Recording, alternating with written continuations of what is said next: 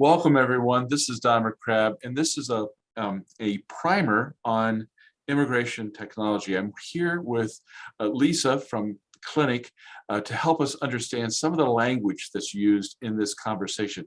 Lisa, welcome. Could you just tell us a little bit about who you are and what you do at Clinic? Absolutely. Thank you so much, Don. And hi, everyone. It is so exciting to be here at the Angels Unaware Conference, and I'm really looking forward to speaking with all of you.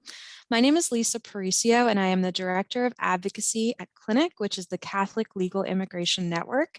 We are the nation's largest network of nonprofit immigration legal services providers. So in my role at Clinic, I lead our advocacy team in fighting for immigrant rights at the state, local, and federal levels. Thank you, Lisa. So fighting for immigrant rights. So obviously, we have here in the United States an immigration system, and I understand that there's 4 parts to that. Could you help us understand our own immigration system? Absolutely. Luckily, as complex as it is, you can kind of boil it down to 4 main pieces. The first part of the immigration system is family-based immigration, part that allows people to be reunited with their families. Then we have employment-based immigration. Then we have humanitarian immigration, asylum, refugee, and that sort of thing. And then we have this other part of our system, which is a diversity program, which allows people to come to the United States who may not be well represented in the United States. So it's basically a 4-part system that you can think of it as. Right. Right. So sometimes people say, we need to bring in people with high expertise that would tend to be more an employment base, right? Yeah. Absolutely. Yep. And Using that part of the system. Right. And then, of course, when we see these images from the border, most recently with the Haitians, that's really a humanitarian expression of the immigration work that we do. Absolutely. Okay, good. Yes. Thank you for helping us be clear about those 4 dimensions of our immigration system. There's a lot of different words that are used in immigration and migration, and you can see I'm using multiple words just in talking about it. What's the difference between an immigrant and a migrant? That's a great question, actually. And certainly, as you say, terms that we may use interchangeably or see used interchangeably in the media and that sort of thing. I think generally, an immigrant is someone who was born in another country and is now living in the United States, very generally speaking. And when we talk about who is a migrant, we are thinking about typically the term is being used maybe to describe people who are coming to the United States looking for opportunities. And this may actually be a term where we might actually mean an asylum seeker, which is something that we can certainly talk about, but we refer to people as migrants. We often see the word used in terms of talking about people who might be coming to the United States for economic reasons as well. So I will flag that. So yeah, certainly terms that you see interchangeably. The term immigrant, of course, we use in our legal system, but we do see the word migrant used quite often as well in day-to-day conversation in the United States. Right. Thank you for that. Yeah, I have tended to use the word migrant as kind of a catch-all word to talk about anyone that's on the move type of a thing. So what you had mentioned asylum seeker and refugee. What's the difference between those 2?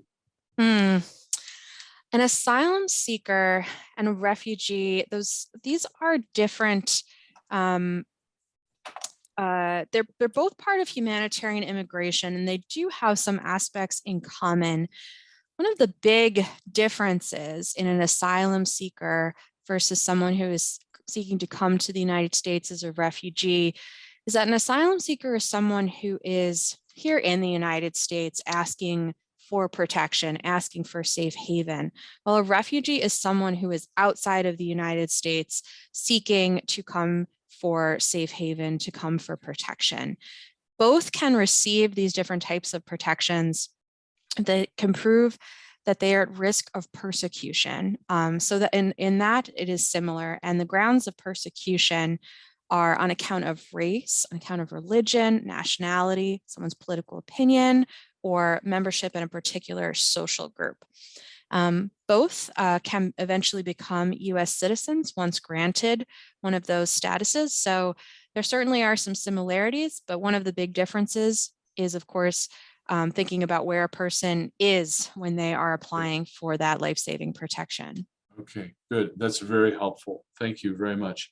Yeah, another word that we hear a lot is undocumented. What does it mean to be undocumented?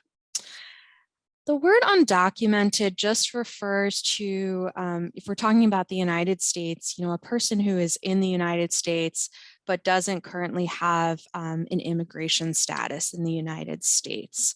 So there are, millions of people in this position in the United States right now, and there is a major push, as there has been for a long time, to create a program, a legalization program, which is one of the words in the primer as well, that would allow undocumented people in the United States who are making great contributions, who want to be reunited or with their families, to have a pathway to lawful permanent residency or citizenship.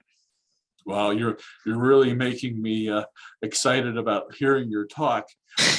One last question to end this question about the primer. We also hear this term Title 42. What's that about? Title 42. Title 42 is actually derived from public health law. Oh. And it is currently being used on the border to prevent asylum seekers from being able to enter, being able to actually even really seek asylum. So it was something that was first used by the previous administration and has now been affirmatively used by the current administration. Organizations like Clinic are fighting very strongly, calling for the end of Title 42, as it puts the lives of people who are asylum seekers in even more vulnerable, even more dangerous situations.